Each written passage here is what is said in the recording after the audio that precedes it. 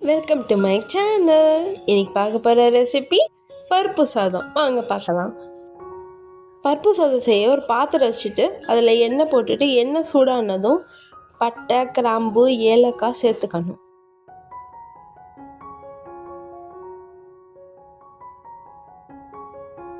Next வெங்காயம் சேர்த்துக்கணும்.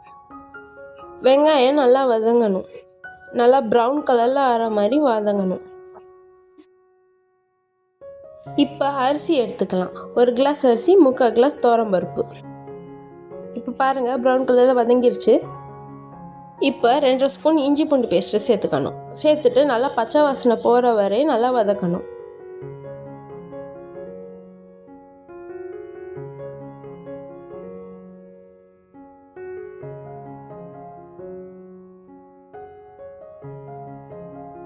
பாருங்கள், வதங்கிருச்சு. இப்போ 2 பச்சை மிளகாய், ஒரு கைப்பிடி அளவு கொத்தமல்லி, ஒரு கைப்பிடி அளவு புதினா சேர்த்துக்கணும். சேர்த்துட்டு நல்லா மிக்ஸ் பண்ணிக்கணும்.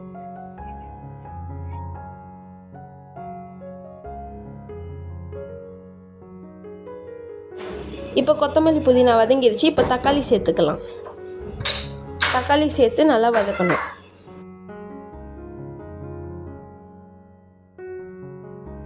தேவையான அளவு உப்பு சேர்த்துக்கணும்.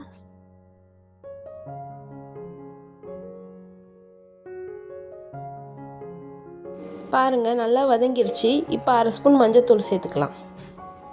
சேர்த்துட்டு நல்லா மிக்ஸ் பண்ணிக்கணும். இப்போ 1 கிளாஸ் அரிசிக்கு 3 கிளாஸ் தண்ணி சேர்த்துக்கணும்.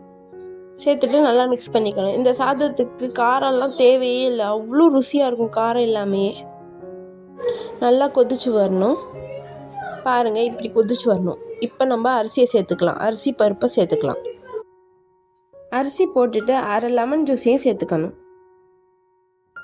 உப்பு கரெக்டாக இருக்கான்னு செக் பண்ணிங்க. உப்பு கம்மியாக இருந்தால் திருப்பி சேர்த்துக்குங்க. இந்த சாதத்தை குக்கரில் செஞ்சிங்கன்னா இன்னும் சிம்பிளாக இருக்கும். அதுக்கு 1 கிளாஸ் அரிசிக்கு 1.5 கிளாஸ் தண்ணி வச்சுட்டு 3 விசில் வச்சுருங்க. சூப்பராக இருக்கும். பாருங்கள், தண்ணி எல்லாமே சுண்டி எப்படி இருக்குது பாருங்கள். இப்போ தம் போட்டுடலாம். ஒரு திடமான கடாயை எடுத்து வச்சு அது மேலே நம்ம செஞ்ச பாத்திரத்தையும் எடுத்து வச்சிடணும். வச்சு மேலே எதுனா வெயிட் வச்சிடணும். ஒரு 15 நிமிஷம் விட்டுருங்க, தம் ஆகிடும். பாருங்கள், நம்ம அட்டகாசமான பருப்பு சாதம் ரெடி. இது குழந்தைங்க, பெரியவங்க எல்லாருக்குமே ரொம்ப பிடிக்கும். செம்ம டேஸ்டியாக இருக்கும். கண்டிப்பாக எல்லோரும் ட்ரை பண்ணி பாருங்கள். தேங்க்யூ.